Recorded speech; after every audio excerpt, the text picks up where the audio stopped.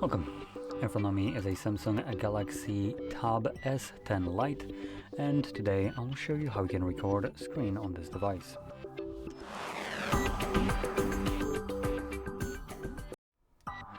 So to get started, we're gonna swipe down from the top right side of the screen, and somewhere between those toggles you will find a screen recorder like this one. You can swipe down on it and to also give you the names of them.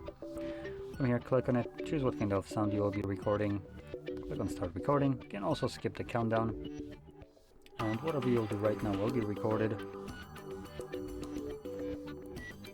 Once you're done, interact with the square right here, click on it, and this will automatically save your screen recording to your gallery application.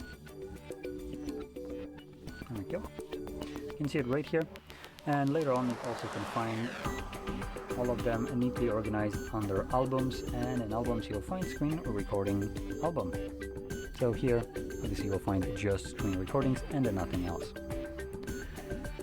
So if you found this very helpful, don't forget to hit like, subscribe, and thanks for watching.